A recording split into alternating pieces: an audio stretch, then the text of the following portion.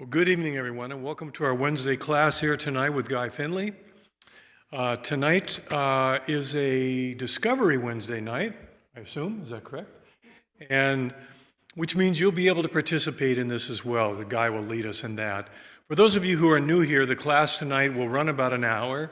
Guy's talk will be about 1 hour. We'll take a 5-minute break, and we'll come back for a Q&A with all of you. So we have people in the room here and people online. Not sure where to point. Right there. There they are. And so it's great to have all of you here with us tonight. We'll be able to participate together, and that's important. If you have any technical problems online, you can just go to the chat boxes or the question box, depending on what platform you're on, and Kate will help you behind the scenes. And if you'd also like to write in a question at any time, you can do that in those same places back there. So I think that sets up our talk for tonight. And my good friend Terry is always helping me to remember for you guys in the audience here, if you have a cell phone, turn it off, now's the time. I think I left mine in the other room. So let's go ahead and get started. Here's tonight's talk title. Freedom from dark thoughts and feelings starts here. And the key lesson reads, it's impossible to let go of any painful moment until we lose interest in the troubled sense of self that we are deriving from it. So that the real secret of letting go begins with seeing how our own unconscious nature doesn't just reach to catch the experience it says it doesn't want, but then clings to it as well. To see the truth of this contradiction, including our unseen complicity with it, is the first step in the work of setting ourselves free.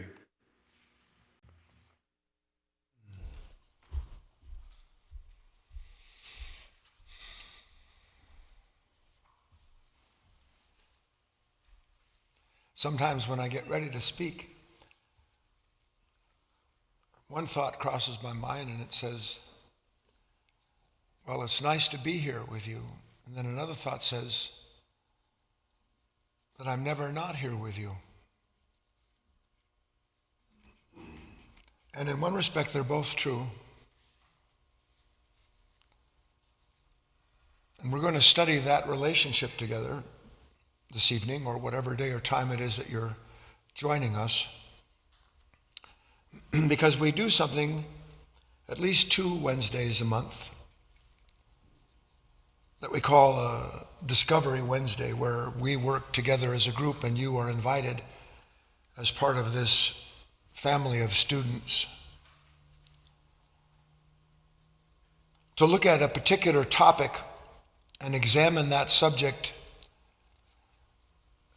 deeply from every possible angle that includes the experience of everyone participating in the meeting, so that we don't get our own individual, quite fixed view of certain things in our life, but we are liberated to the extent that we see that everyone has that kind of fixed view of problems in their life,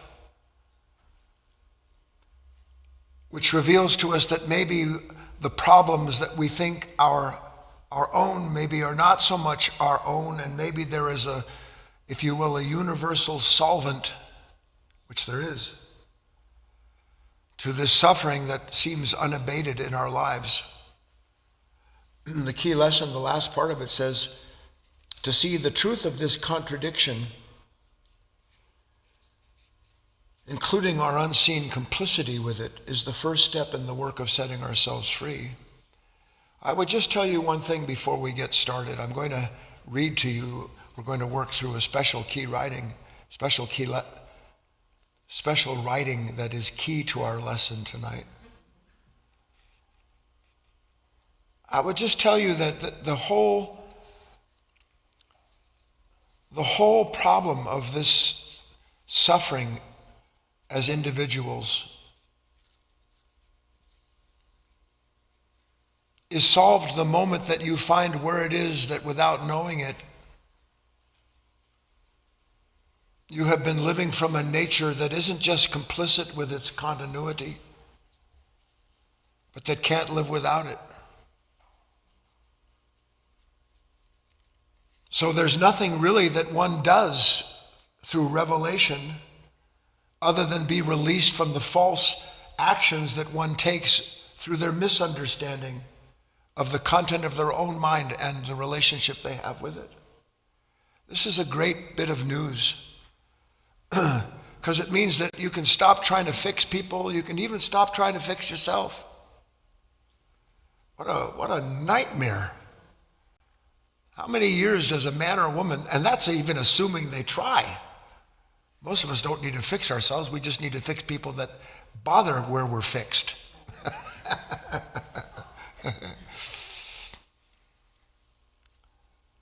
So that's what we're going to do. We're going to look at this unseen contradiction, and the awareness of the contradiction will release us from being a captive of it. You ready? Let's bring up the special writing, at least the first paragraph of it. I'm going to go through this relatively briefly. The intention is for you to take this home, write it down, copy it from the chat box or wherever it is that it appears, or if there's a link that goes to it, so that you can contemplate the material that it presents. It's called There Is No Other Way, which usually gets people upset. I hate that idea. What do you mean there's no other way? Unless it's my way. And if it's not my way, it's the highway for you. I tell you the truth with regards to what you're going to read. It is the proof that there is no other way. You'll see. When it comes to healing mental or emotional pain, the first step to freeing oneself is in seeing the following facts.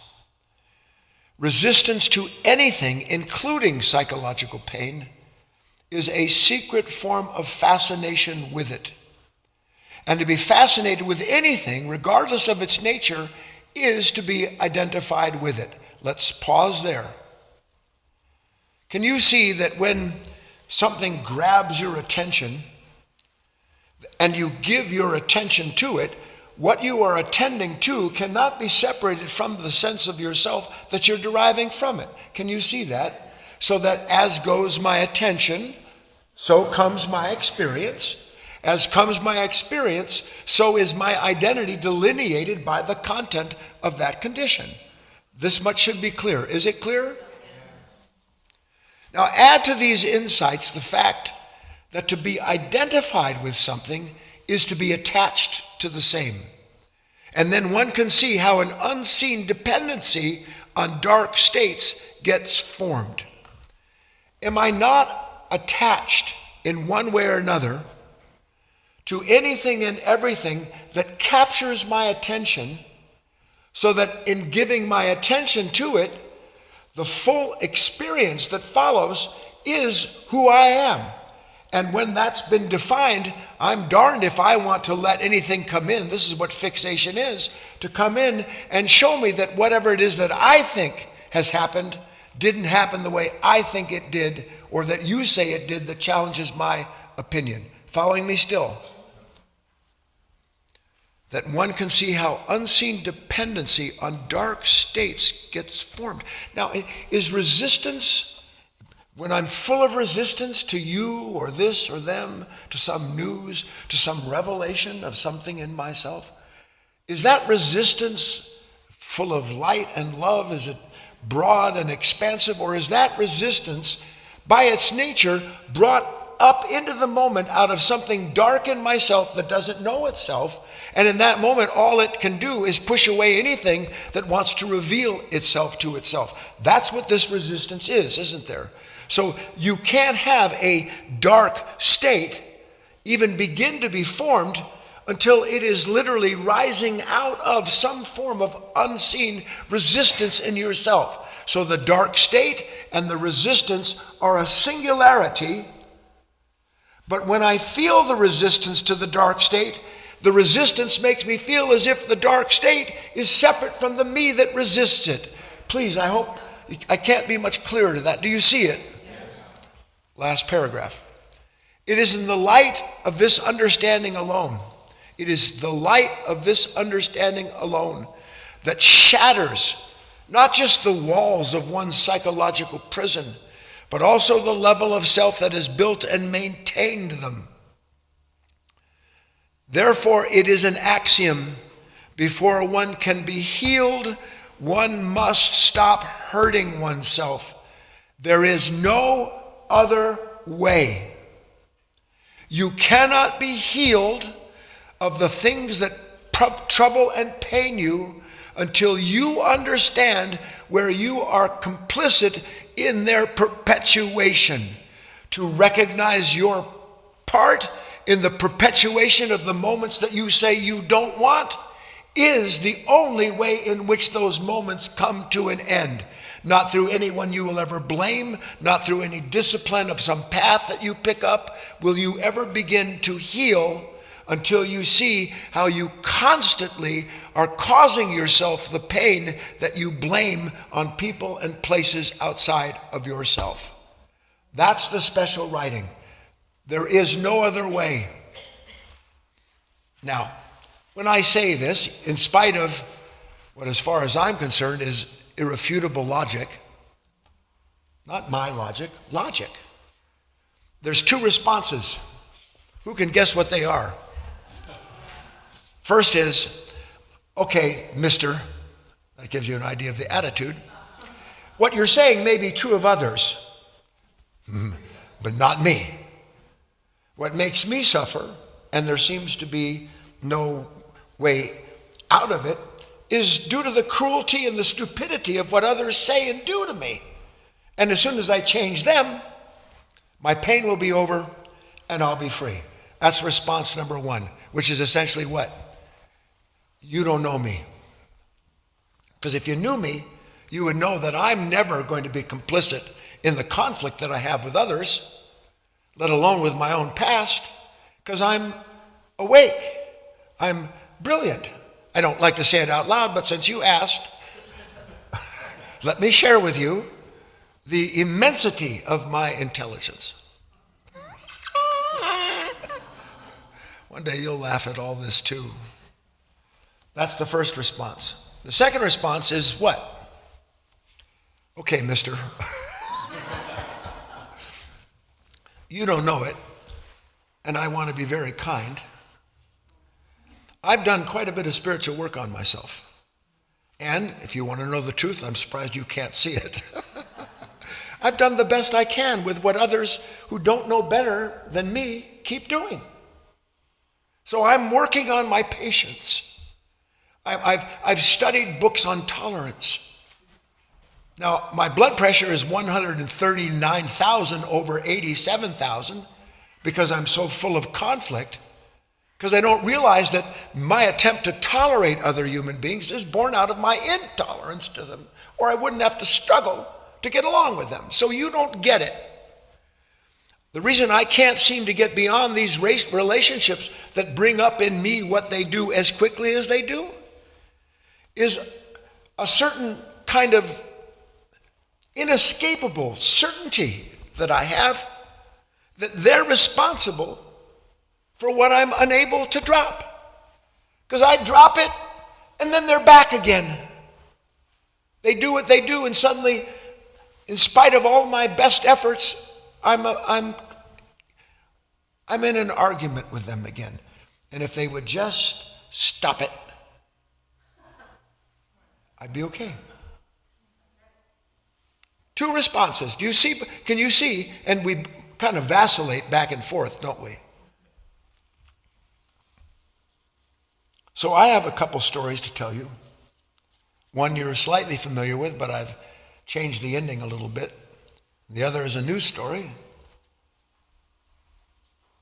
And then we're going to look at some ways in which, through example on stage, we can exemplify this. So this is worth a lot more than the $3 donation you guys paid, I can tell you that. There is a very old spiritual story, and so many of the old spiritual stories keep trying to say the same thing in different ways, much as what we do here in this class. We keep we keep, at least God willing, asking as best we know how in the name of God did this negative state get this grip on me? What am I not seeing? Unaware of the fact that in the moment that something seems to grab us, as you'll see in this story, that there is an instantaneous conclusion as to not just the nature of what it is that's happened, but our seemingly inescapable relationship to that moment. And it is the conclusion of this mind that the things that I've struggled with and been unable to change in my life must prove that these things can't be changed at all, and so I have to find a way to get along with my negativity. I have to get along with my anger, my resentment. I have to tolerate myself. You want to die a very early death? Just keep believing that your job is to tolerate your own intolerance because you don't understand the source of it. So here's the master, and he and 3 disciples are making a long trek from one monastery over a great mountain pass into the valley where another monastery is for them to visit and to learn and take in what the other masters who might live in these monasteries scattered through the valley can share. It's quite common. Sorry, my mind vacillated, moved into a thought. Why isn't it common to you to spend every minute of your life in self-study? Now, I understand you're not in a monastery and all the rest of that, and conditions are such, in one respect, given today's modern lifestyle, it's almost impossible, seemingly, to do that. But I tell you that you have within you a living monastery in which the teacher, the teachings, the wisdom that you seek is never not being dispensed, never not being dispensed. And that when at last you're weary of the constant despair of struggling with dark thoughts and feelings that you can't seem to escape, and that you are so quick to be sure someone else is responsible for, that when at last you see the absolute futility of living in that darkened valley where you are not a participant in your own self-study, it'll change in that moment. So here's the master.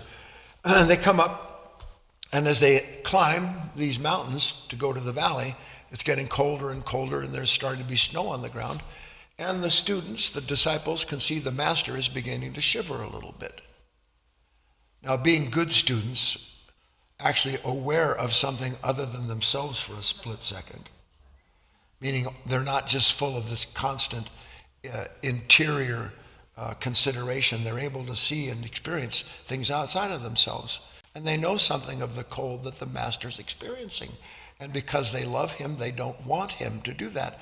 And one of them speaks up and says, "Master, let me give you my jacket. You shouldn't be cold like this." And no more do those words come out of the mouth of the disciple as they're approaching this great river. Then up the river, a little bit ways, they can see something unknown kind of bobbing in the water, the middle of the river. And as it goes by, they're stunned to see. It's like God answered the request. "Master, God hears everything. Look how great he is. There's a big fur jacket floating down the river. It's a miracle, Master." And one of the other disciples says, "I'll get it." And Master says, "No, you're not to do for me what I must do for myself." Always wise. And before the disciple can jump in, the master jumps into the river. Quite a cold river, I might add, and moving at faster and faster speeds as it descends down the mountain. And the master swims over to the fur coat, and the disciples are sitting there watching, waiting for him to retrieve it and swim out of the water. Well, they wait 1 minute, 2 minutes, and the master is going further and further downstream towards a waterfall that they can hear from where they are. And the students go, "Master, Master, let go of that coat. If you don't let go, it's going to take you over the waterfall, and there's no way in which you're going to survive that fall." And the master lets go. He shouts back, "You don't understand. I'm trying to let go, but it's not a fur coat. It's a great brown bear, and he won't let go of me.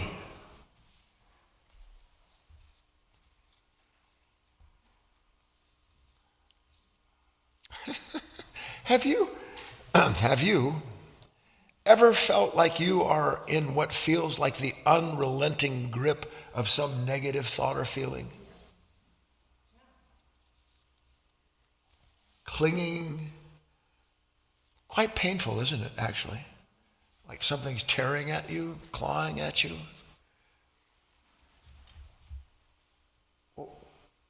What is that?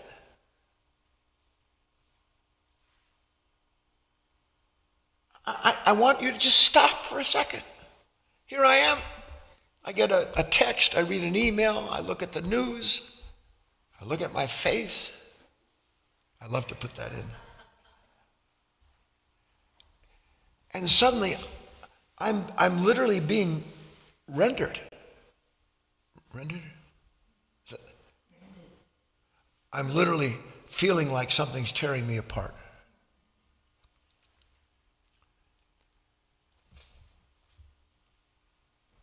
Now, I always have a reason. Don't you? In that moment, isn't that which is clawing and clinging to me, pulling me down, carrying me over the falls, which is where you always go? Isn't it virtually instant that in that moment, all I'm aware of is what I see having happened, how it should have happened or shouldn't have happened that way, and that now if I want to be free of what's clinging and clawing at me, I'm going to have to find some way to reconcile that circumstance, because if I don't, I'm dead in the water. Isn't that what happens to us? And isn't it true, correspondingly, that our life, and this is what I want to get at, God, don't you want to stop being a human being who at any given moment can find themselves in the grip of some dark creature that won't let you go? Because it does come out of nowhere, doesn't it? In the story, he dives in, finds out it wasn't a coat, but a creature. We don't have to dive into the waters. A moment drags us into some kind of stream of thought. And somewhere in that stream of thought, there's something that comes up from underneath it and gets hold of us. And the next thing you know, we're struggling for our life to escape what feels like something that has been brought to us that is out of our control. And now we must, if we have any hope of surviving that which is carrying us, we must somehow or other get through it and change the conditions. Isn't that the case?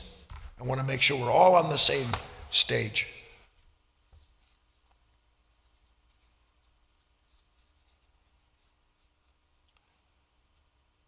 Tell you what, let's do. Let's get you in at this point. Now, if you've never joined me for Discovery Wednesday, we always take, are you interested, incidentally, in what I'm describing? What's going on? So if I want to find out what's going on, I'm going to have to go into everything that's connected to what we're describing. That's what Deep Dive Wednesdays, that's what Discovery Wednesdays are. So on Discovery Wednesdays, I ask a certain question, which I'll ask in a moment, be brought up on the screen, that invites you in the room and you who are joining us to participate in building a broader perspective of all the different ways in which these punishing thoughts and feelings seem to get their claws into us and carry us along ultimately to wherever it drops us off, or until, God help us, we think we've... Have you ever thought to yourself, I really handled that? Yes or no? And then you find out not only didn't you handle it, but you were being handled by something that just wanted you to get through it and develop even more confidence in the insane mind that insists somehow or other that it knows what's going on. How many times do you have to find out you don't know what's going on? Really, I'm not kidding. I can be reduced to something that's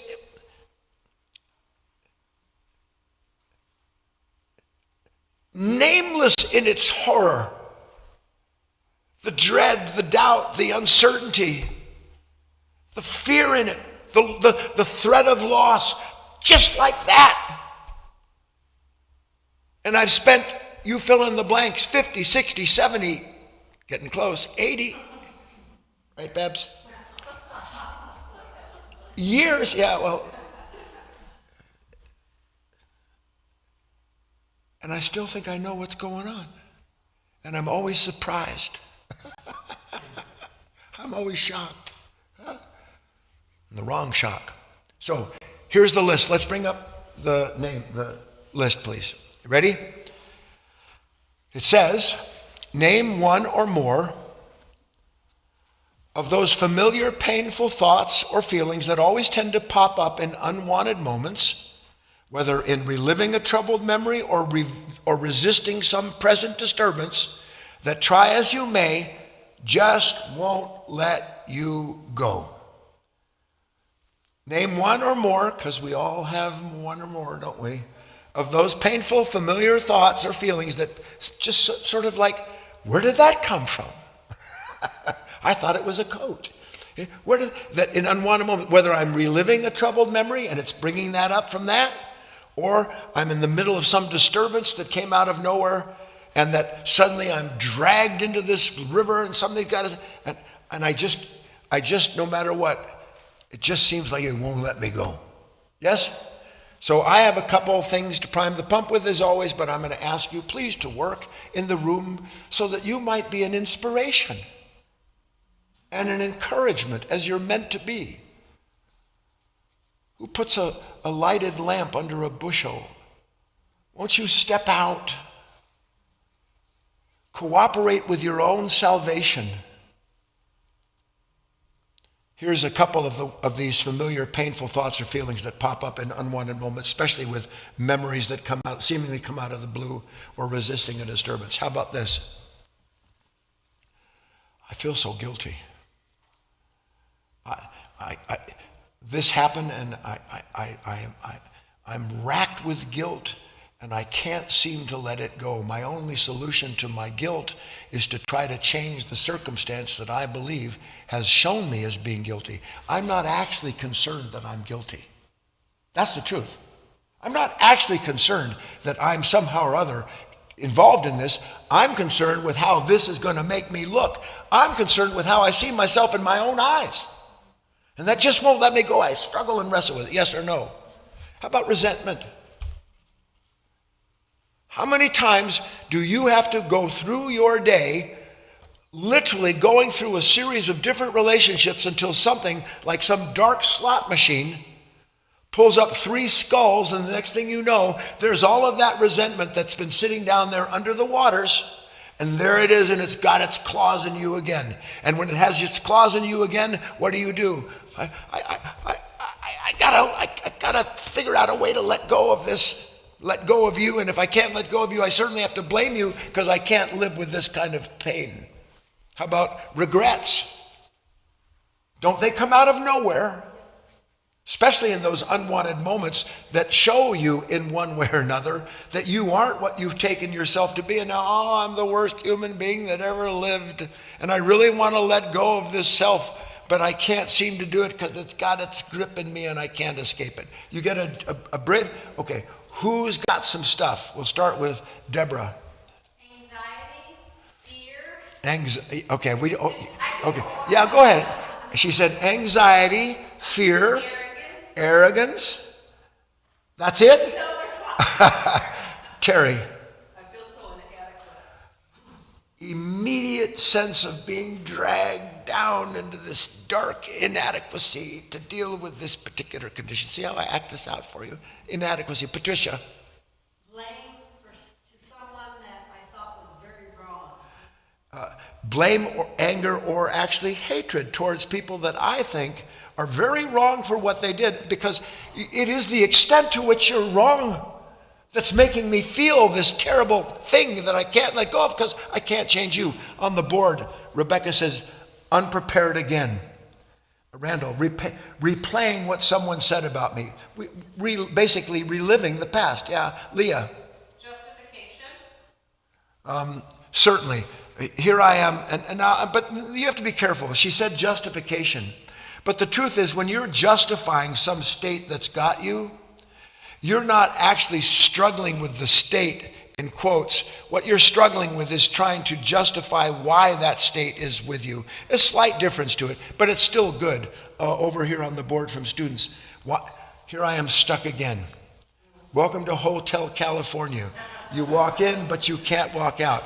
I walked into this memory, and now I can't walk out. Let me ask you a question. Do you ever walk into a memory that you can't walk out of? Now, why don't you ever ask yourself, now, let's see, if I can't walk out of this, then why in the sweet name of God would I walk into it to begin with?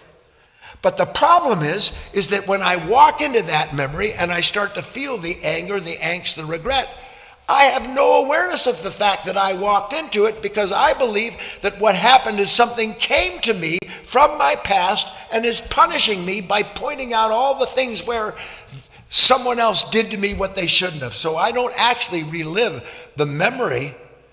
Please, the memory relives me. And when it gets me, I don't know that it's reliving me until it's too late, when I'm in Hotel California and the door that says in has no out to it. Or more accurately, it says out, you walk in and you're right back into some other aspect of that same memory. Please, do you see it? Who else? Barbara. Indecision. Indecision gets its grip in me. And when indecision gets a hold of me, you know what I do? I start drinking.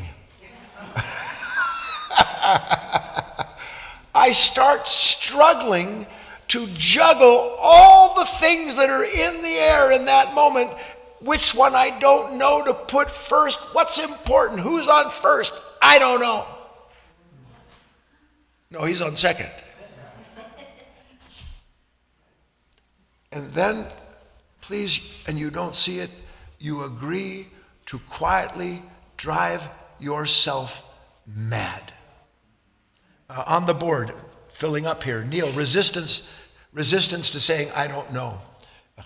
Joan says, worry. Nick, disbelief. Carl, dread.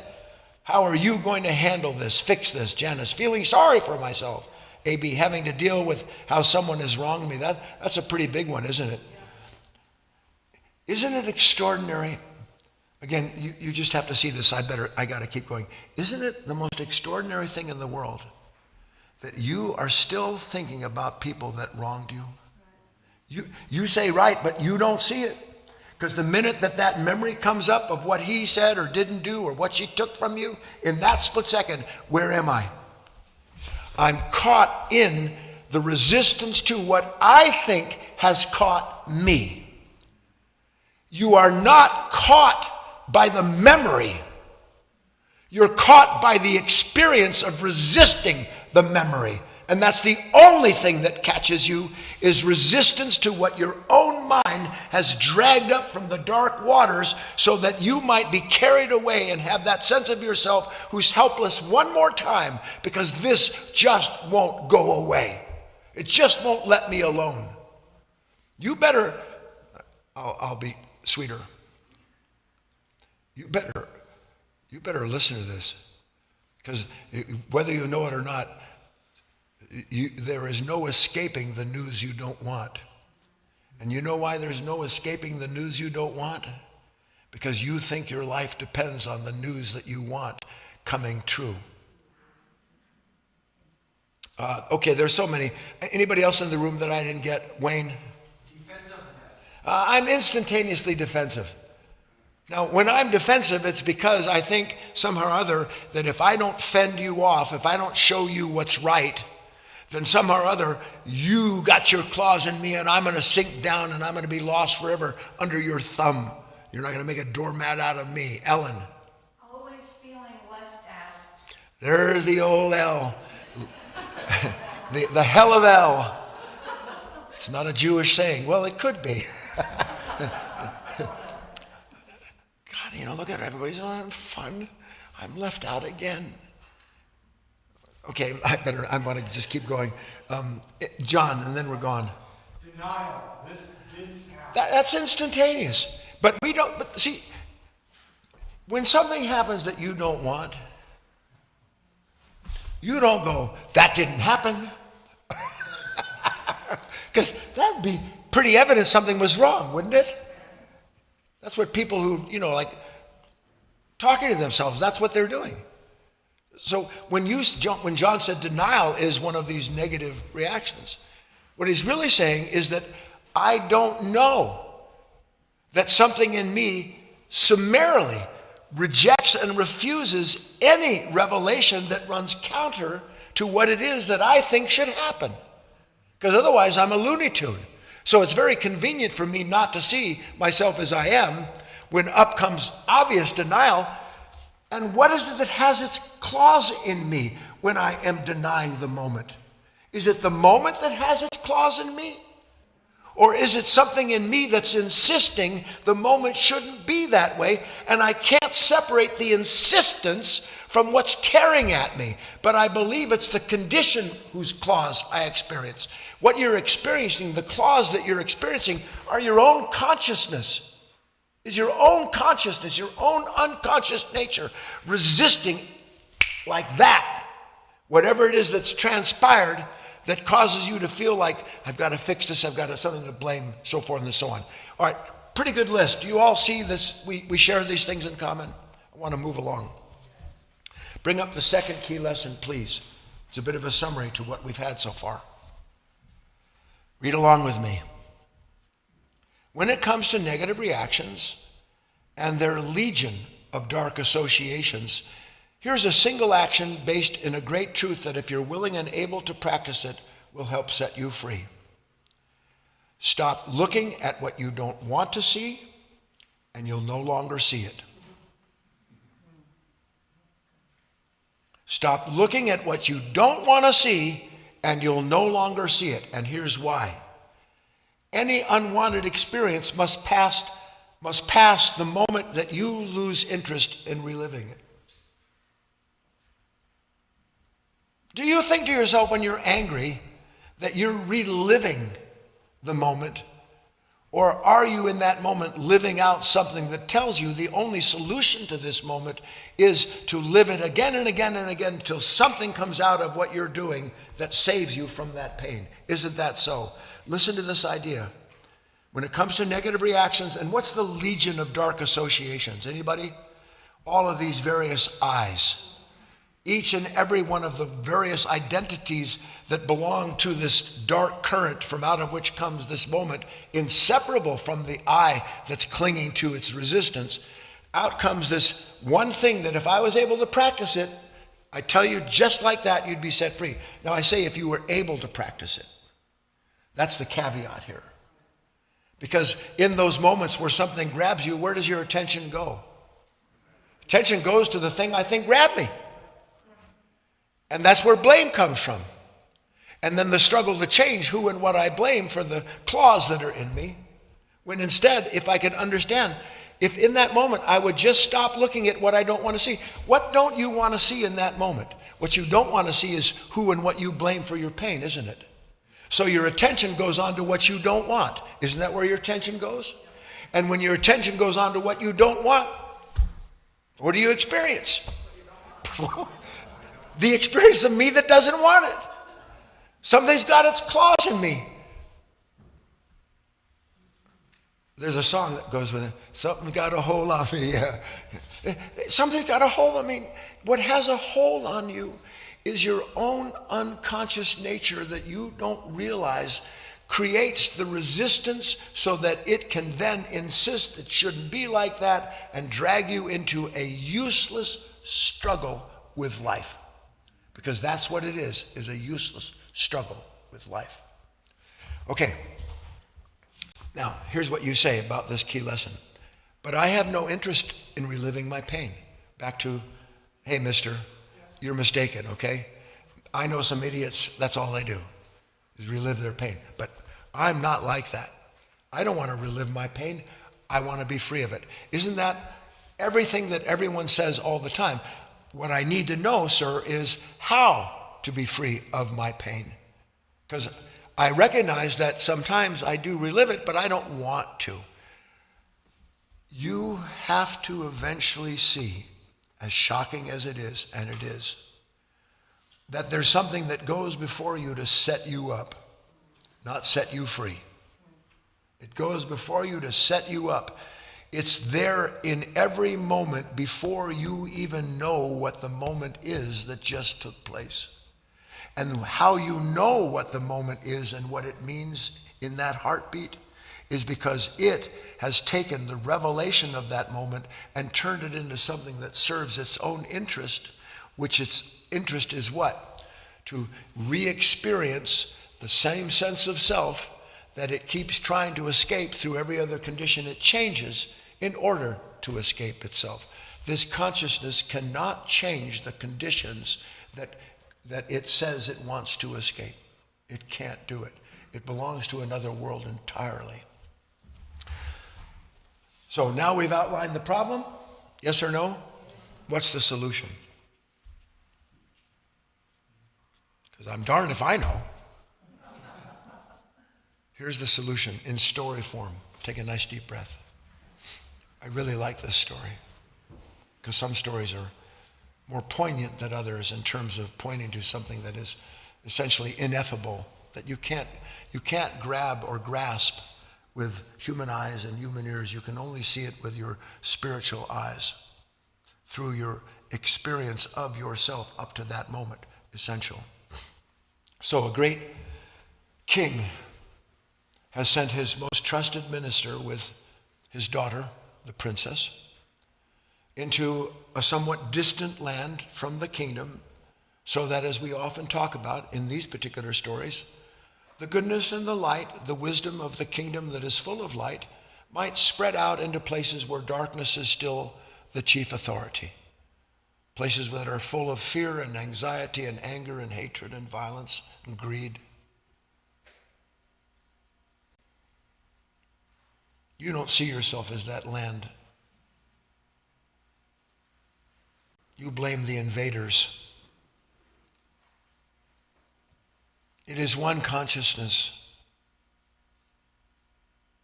In one respect, it is one river with everything that lurks beneath the waters, that everything's on the surface of the waters, everything the waters reflect, and everything above the river that is reflected in its waters. It is a perfect singularity.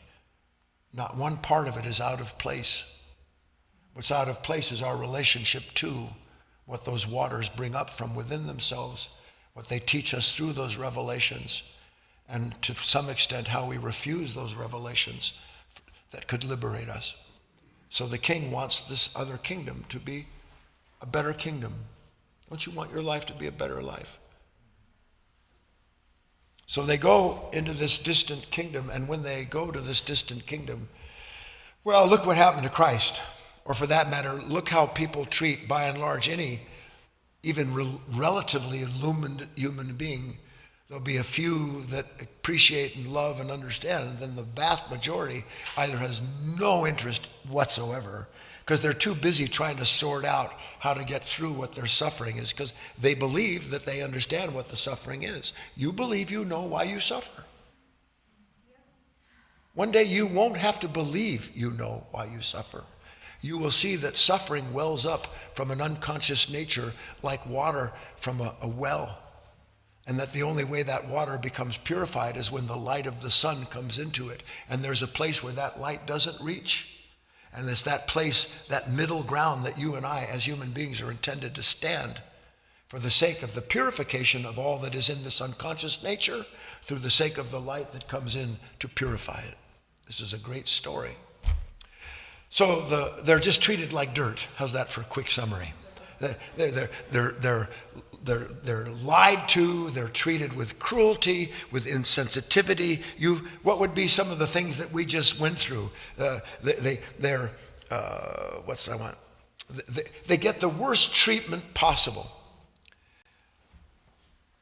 And you have to kind of understand that. You have to understand what the princess is seeing, and what she sees is, in spite of the way they're being treated. And by the way, how does the princess respond to anybody that doesn't see her as your majesty? Umbrage, Barbara says. umbrage. That's a euphemism for quiet rage waiting to spill out over anyone that doesn't revel in my glory. That warm you up, Babs?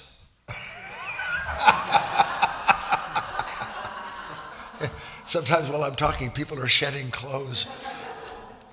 How am I doing for you? So she finally, on the way back home, having, how do I say this to you? Having achieved a success the princess can't understand. Because in watching the minister respond to all of the cruelty and the hatred, having him watched him respond in calm, not responding in kind at all, not responding to unkindness through unkindness, not finding blame for the bitterness that people spew at them. She says to him, I have to know, how are you able to do that? Because apart from my father, I don't know anything about it. She said, because you had to stop me a couple times from coming out of my chair, didn't you? He said, yeah, I did. He said, well, how else can we extend your father's helping hand if we don't show people that there is another way in which they can live by revealing a character that isn't part of their present character, but that they recognize as a true and good character? Do you understand that lesson? She said, that's great, I get it, but with all these insinuations and cruel comments, I still don't get how you were able to not give what you were being given. He said, well, if you want to know, he said, it was something that your father taught me a long time ago when I first traveled with him into a kingdom that we are now established in, that we set out from. And in those similar situations, and in some instances, I have to tell you, much worse, I asked him the same question that you're asking me because I watched your father.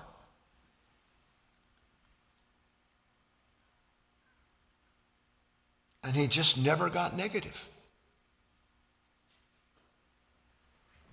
Well, shall I tell you what he told me? Yeah. Why else am I sitting here? Listen, please. This is what the minister said. The king said that you need never reach out for, let alone take and hold on to any form of negative or otherwise cruel comments that someone else is desperately trying to hand to you. You need never, ever take hold of, let alone take into yourself, that which someone is trying to give to you because they can't stand it themselves. And that doesn't mean, he said, that just because they don't know what to do with their pain, that you have to take it on as you do by resisting it.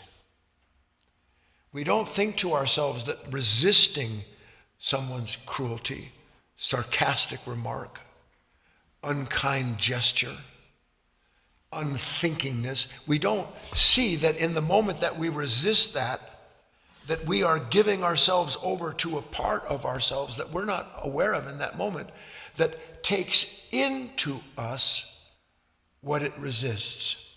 Please listen to me. What you resist, you have given and still feed in yourself from a place that doesn't know what else to do with that energy other than resist it. I'll get clearer with this. A simple example, and then I'll have my actors come up. Have you ever been into a hotel, go to check into a hotel, or a restaurant, or maybe just a gas station? It could be anything. Most common of all experiences. And you're sitting there, and maybe you're looking forward to your food, or you want to get to your room, or you just like to get your car gassed up. And you're not in a bad state. And over comes the waitress, the waiter, the attendant. And you say, rather innocently, although there's always a little something behind it. There's always a little urgency in everything, isn't there? You say something offhand or kind of nice, and you're shocked. You're shocked because instead of getting back in kind, the kindness that you were emanating, wink, wink, that you were acting out, or maybe you actually were.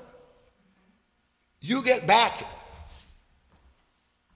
a gruesome look, an angry glare, an offhanded comment, or even worse, they just ignore you.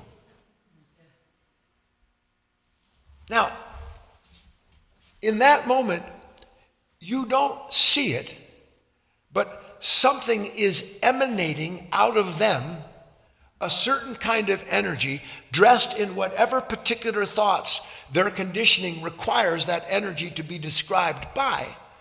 And they are looking at you, and they are, without knowing it. See, you think people know what they're doing when they're cruel to you. No one knows what they're doing when they're angry or hateful.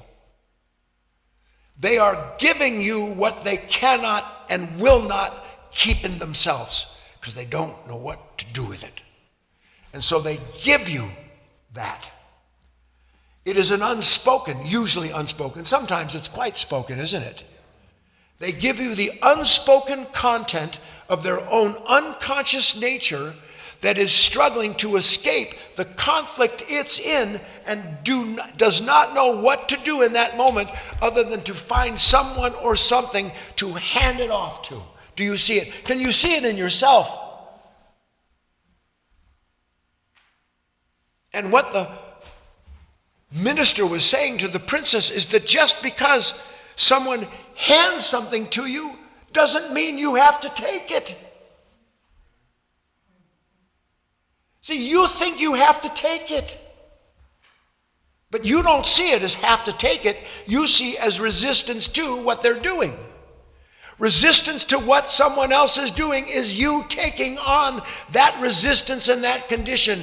That's what that resistance is. Resistance is accepting the presence of an unconscious nature that summarily denies the experience of itself by blaming someone or something else outside of you for that unwanted experience. Are we communicating?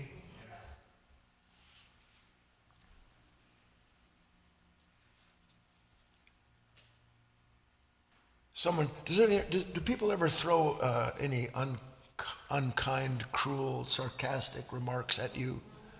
Do they? Come on. Why do you catch them?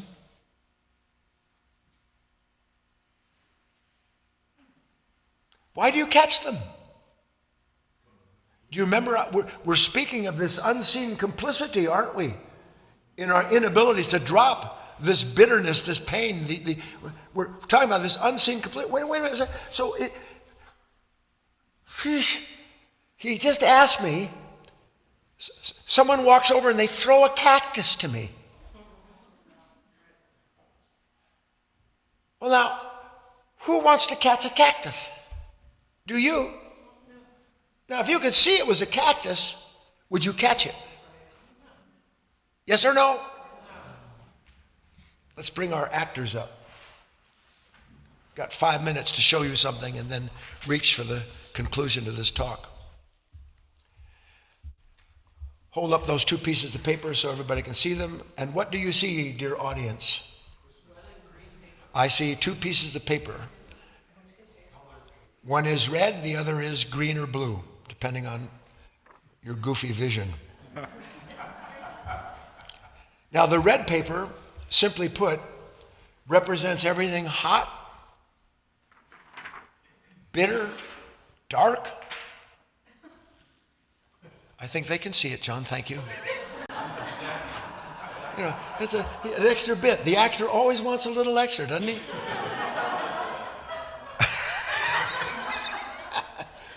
We're looking at the paper, John, not you. So basically, you can understand what this paper represents, can't you? And just to hold it hurts. If that thing's hot and prickly and painful, then if I'm holding on to it, there must be something that doesn't let me see the fact of that piece of paper, yes or no? On the other hand, the grain paper, the blue paper, don't shake that, John, or you're fired, is just the average conversation. Simple things one says to each other, maybe something kind. So here we are. So John and Debbie represent two human beings. It's a stretch, but there they are. And John looks over at Debbie and he says, take this. And he gives her the green. Now that's fine. Great, love it. But then something about Debbie starts to bother John, or something in John's life is really irritating him, so that he's filled with some kind of sudden resistance to whatever life is showing him. And when John feels like that, what does he do? He gives it to Debbie. Now the truth is, Debbie, being an almost awake student,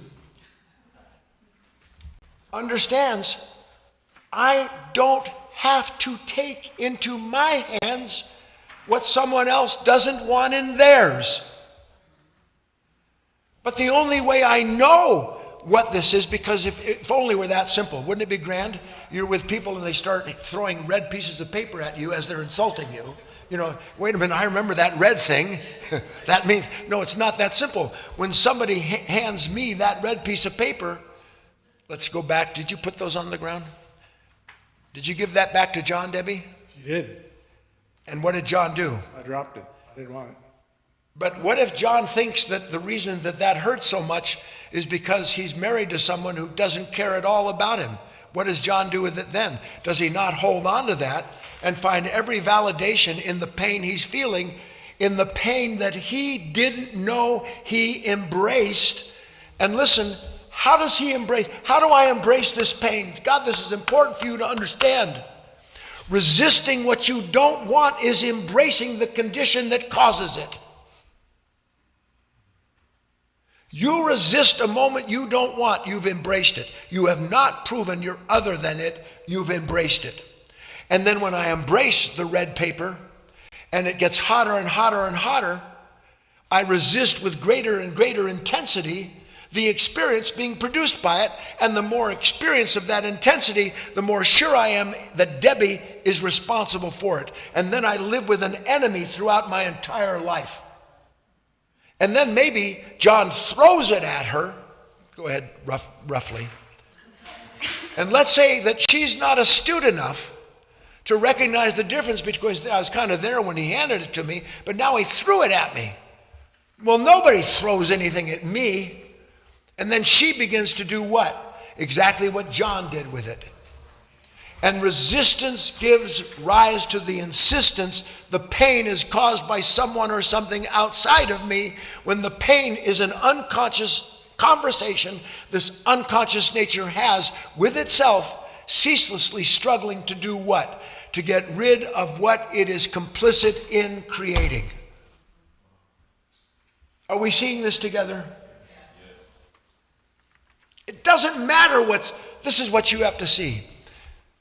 See, you think, well, there's things that people hand to me that I can kind of, I can accept that and get along with it, kind of, because I know that's the way they are, and I'm not going to judge them. Makes me want to gag. But there's a threshold, isn't there? There's a point beyond which you cannot go. And when you do, that red paper flies back and forth, doesn't it? And the reason it's flying back and forth is because each person believes the other person, the condition, the moment, is responsible for the pain they're in. Now, you can see this with relationships with each other, can you not? I got to go through this quickly. How about the relationship I have with my own thoughts? Something happens, it triggers a negative reaction. What is my relationship with my own negative reactions? Come on, baby. Come on. Let's get into it. Let's really wrestle with this reaction, because, you're not supposed to be like this. You're better than that. They certainly shouldn't have done that, but you, as a lover of Christ, you can bring the light into this moment, and you'll just get through it by believing that you can get through it. So we're not just talking about unwanted relationships that we are complicit in their continuation with others. We're talking about this unwanted relationship that we have with ourselves, where we're actually complicit in the continuity of the conflict that we have with the moment, with our own thoughts and reactions to them. Got it all? So here's a very simple ending. My mama told me this. Maybe your mama told you this. You'll see. Now maybe if you're younger, you never heard this. Do you remember this saying? You came home from school and you were all busted up because somebody said something really bad to you. And your mother looked at you and said, "Sweetheart, remember this little poem. I'm rubber, you're glue. Everything you say to me bounces off of me and sticks to you, so there." Because unfortunately, that's as far as mom got. Just turn the tables on those idiots, sweetheart. I'm rubber, you're glue, everything you say bounces off me and sticks to you. One day you'll understand that you don't have to let anything stick to you, and the only reason it does is because there's some glue-like nature in you that can't do anything but hang on to the very thing it says it wants to let go. See, be present in your body, experience what you're being given. Not just by others, but by every moment. And the clearer you are to the actual intersection and interaction of your own nature with that moment, the more you'll clearly see, yes, this is okay. No, this is not okay. And then you can stop blaming others for your resistance to the condition and be released from the consciousness that keeps creating it. Got it? Let's take a break, come back and have our dialogue.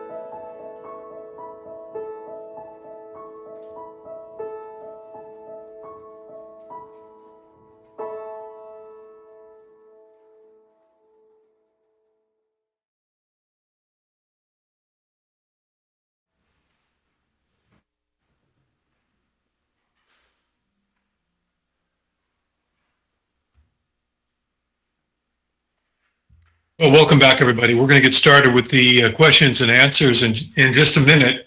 I have just a few reminders, really.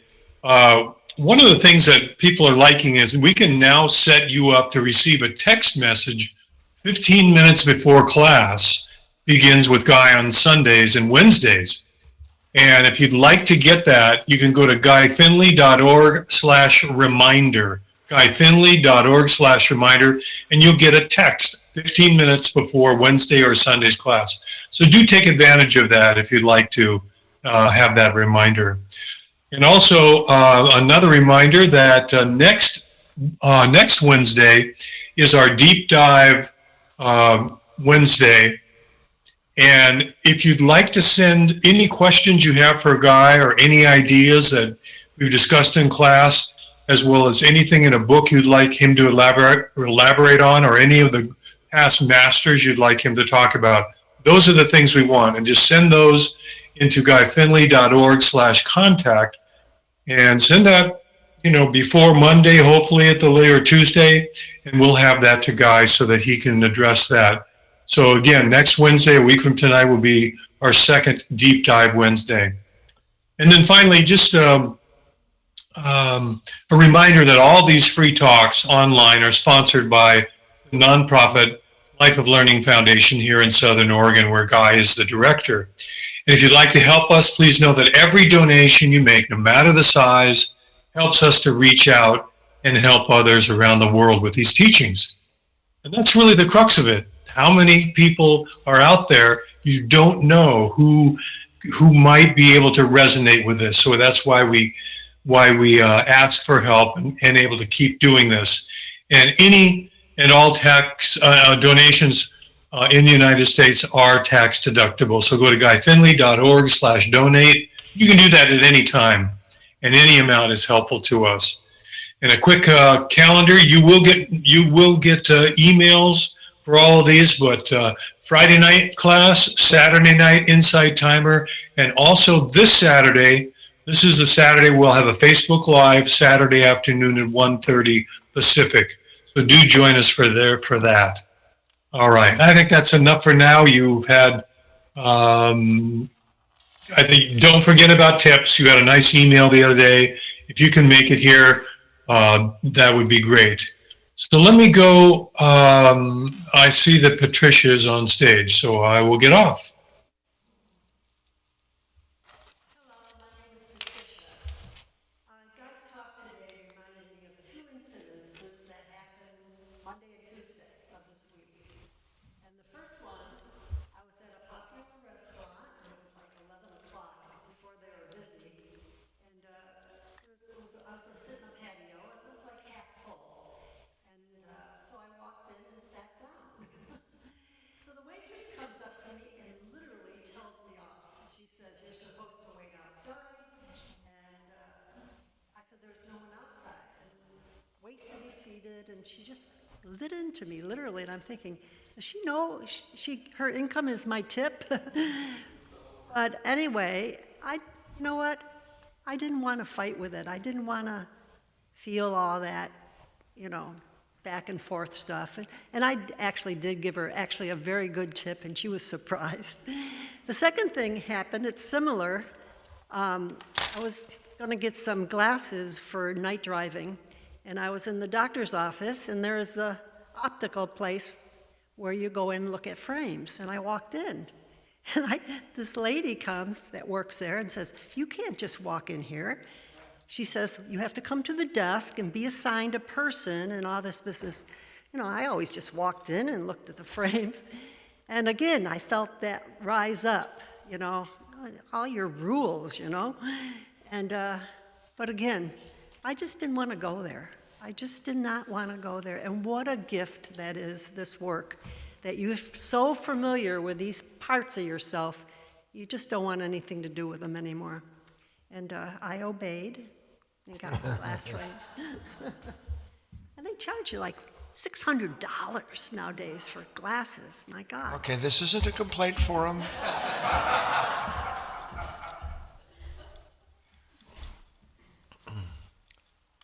Ready for the next complaint, Doug? You know, Guy, I was just going to say that I was there the other day and it really bugged me where, no, okay. So, Guy, everyone who's online, you can ask Guy a question now, especially if you're on GoToWebinar, you can raise your hand and come into the queue. So do that now, raise your hand and let's have a dialogue with Guy. But I don't have anyone there yet, Guy, so I have a couple of questions for you. Let me bring the first one up. This came in over the web and this is from, I gotta move my, this is from Pamela. And she says, she's quoting you, Guy, and she says, do you know that you cannot have a real relationship with someone you want something from? Guy Finley. And she says, this rang so true for me when you said it on Sunday, but it was almost an aside. Is there more to be said on this? And does it only apply to love, romantic relationships? I once theorized that no one loves anyone. We only love the effects that others bring to bear on the relationship. When their effects cease to please or thrill, we lose that loving feeling. This seemed almost crass to me, so I kept it to myself, but I still believe and observe it to be true. My guilt comes from acknowledging that I even and especially feel this way about my own mother. Unfortunately, her lovable effects are mostly material. Thanks from Pamela. Well, I think you've said it all.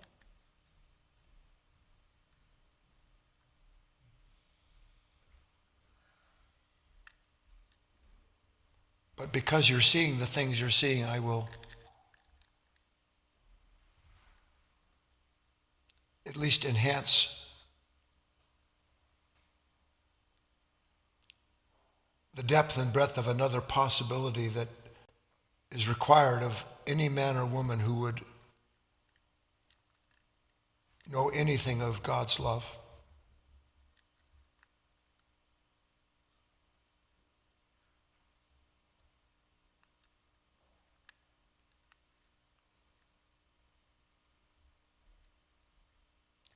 The reason that I said it's impossible for us to have a true relationship with anyone that we want something from should be obvious. If I want something from you and you don't perform according to what I want, then I'm not going to want you. Because what I want from you, without saying it, is for you to be everything that I need you to be so I can be who I imagine myself to be. You stop fulfilling that role, you'll get the corresponding reaction from me. I so desperately wish I could say certain things, that I could give words.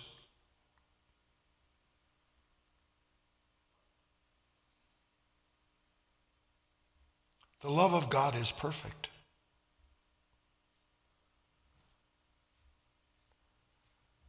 But our experience of the love of God is the revelation of our imperfection.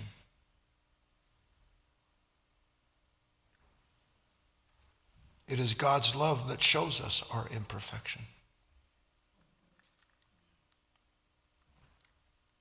It is the light of what is timelessly true and good that reveals everything that is still outside of what is timelessly good and true.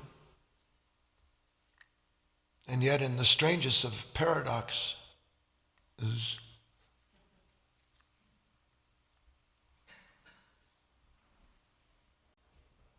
this love, this strength of what is divine requires our awareness of our weakness.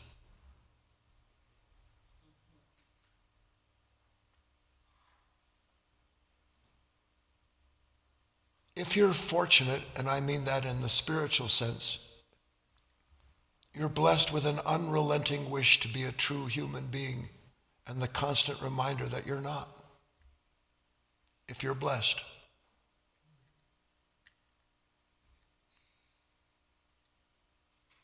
But the only way that you would ever recognize that as a blessing is when at last you see that the revelation of that is that you are shown things that lay in the dark of yourself, in the depths of yourself, that you have no idea go before you in every relationship to ensure that you get everything you can from it, and only you give what you have to so you can receive the maximum. So that nature is ever a liar. It's always a pretender. It's always an actor. Always. Always. This is what she was intimating that she was starting to see. That's a certain bitter medicine, isn't it? Because where am I to find the support for the image I have of myself as being a true aspirant, a lover of Christ, a man or a woman who wants more than anything to be good, when for my very efforts to be and see the things that I do, I recognize that I don't do the good I would, I do the evil I would not, and I am unable to stop doing it because there's something that still lives in me that has yet to be revealed. So my hope of loving others and of understanding what true self-love is, my hope lies in the endless revelation of everything that is keeping me from being the pure instrument of that light and that love. That's the best I can answer.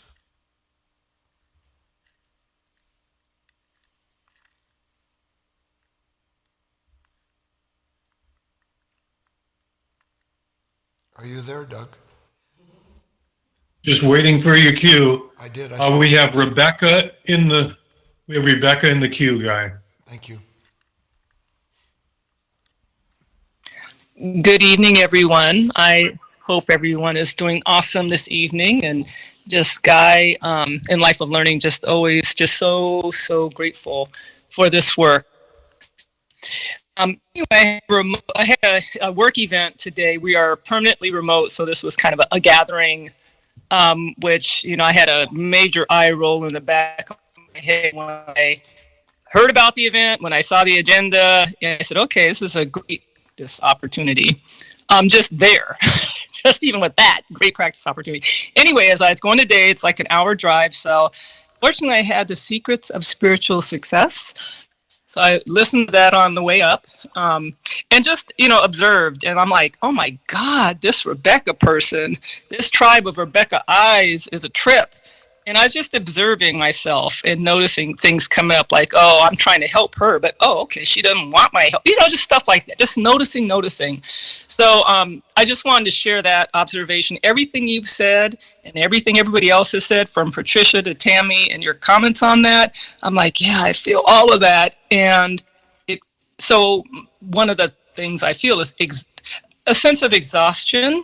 And it's like, oh, I'm being melodramatic. I'm like, wow, this seeing and being mad about, why does this life have to be like this? Why is it so hard to awaken, or whatever?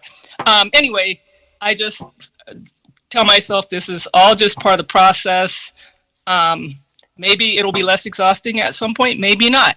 I'll just stand by and try to keep practicing. So anyway, thank you. Appreciate you.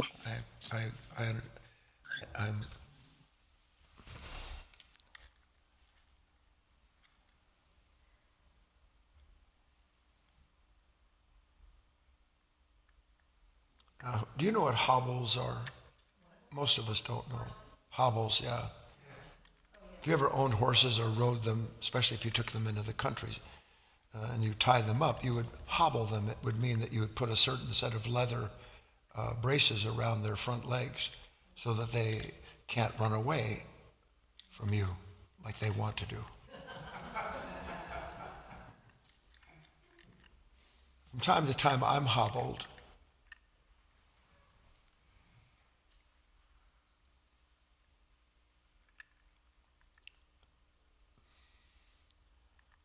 By at once an insight into a certain understanding, and at the same time, because I understand certain things, that I'm not able to speak them at this point in time, but I'll allude to something like this. And I say this with a silent prayer on my lips: God help all of us. We're so in love with ourselves, and we have no awareness of it at all. I just love the feeling of myself. I don't care what the feeling is, I just want more of it. It's an insatiable appetite for the sensation of myself. And so much of my energy goes into that. Now, you can't help that any more than a deer can decide not to run away when it hears a branch crack in the forest. But you can begin to understand how much energy you throw away in useless pursuits, useless considerations. Do you know how much time you spend thinking about yourself? There isn't a breath that passes in and out of your lungs that usually isn't connected to some form of self-reference. And then we wonder why we're exhausted. We're exhausted because we're feeding an inexhaustible machine.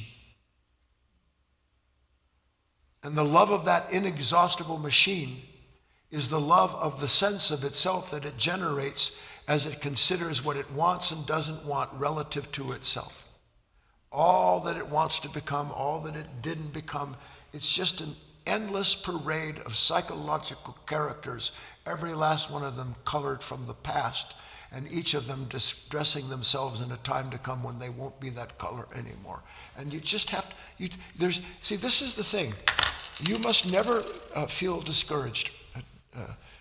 It's so easy. When you start to really see the truth of yourself, you're going to, everything that's under those waters, all of those bears and lions and tigers, oh my, they're going to put their claws in you and try to pull you into where they want to carry you to. And where they want to carry you to is into depression, is into anxiety, is into confusion, is into regret and despair about who and what I am and all that. It just can't wait to do that. And you have to be willing in that moment to understand something in you is handing you something and you don't have to take it. But not out of resistance or anger, just out of realizing, you know what? How many times have I been handed the sense of myself born of this reaction? And how many times have I ruled out the things that I can and can't do and arrive at some conclusion and wind up exactly in the same place, being given yet another solution to a suffering that is inescapable because this consciousness cannot escape itself. But you can change your relationship to it. You want to speak, Leah? Come on. Hi, my name is Leah. What you just said about you went into it so well, the sensation of myself, how we're addicted to this sensation of ourselves. And it made me realize that goes along with why it's so important to do what we don't want to do. Because if Leah's always doing what she wants to do, she's doing sensation of Leah. Versus working in the opposites, it's getting out of Leah, and there's a different sensation there, because I'm not feeding it. It's not getting out of Leah. Not getting out, but not feeding that sensation. It's the beginning of revealing to Leah the things that Leah doesn't know about herself and why she is so adverse to certain circumstances, people, relationships. Then you see, you know what? This adversity, this conflict, it was always there inside of me. I just never knew it.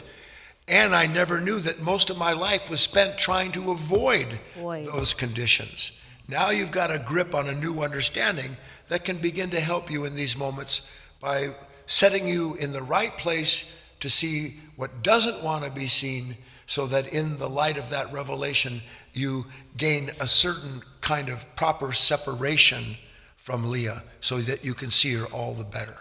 From the sensation of Leah. Yeah, well, that's what Leah is. It's sensation. There is no, you think that there's you by your name. There's no you by your name. There's a name you give yourself every moment according to the sensation you have. So the name follows the sensation, as do the actions. And so in the last talk you gave, you said there's no new questions. And so then but where my mind went was, well, there's no new thoughts because they're all part of this body. And it's that same body of sensation, of thoughts, of questions. It's just this body. Is that right? Of this lower consciousness. It's just all one thing. There's really nothing personal about it. It's just You know what the best thing in the world is? what? It's every little bit of new feeling you have about something that you never saw before. Yeah. And then one day you won't be so concerned about whether it's right or wrong. You'll enjoy the discovery, not the sense of being a discoverer. Let that sink in. Thank you.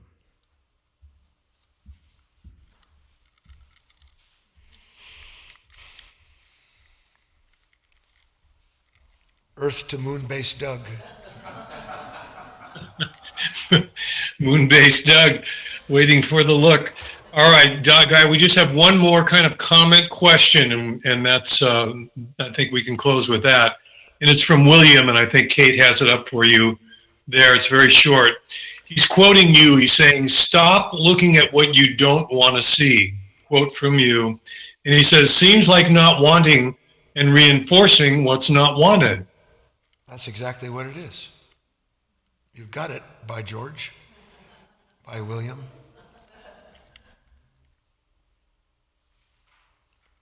There is a certain process of coalescence. I never even thought about that word. Coalescence. Your essence being gathered together into a singularity. Balanced. You can't create the balance, but you can be aware of the imbalance.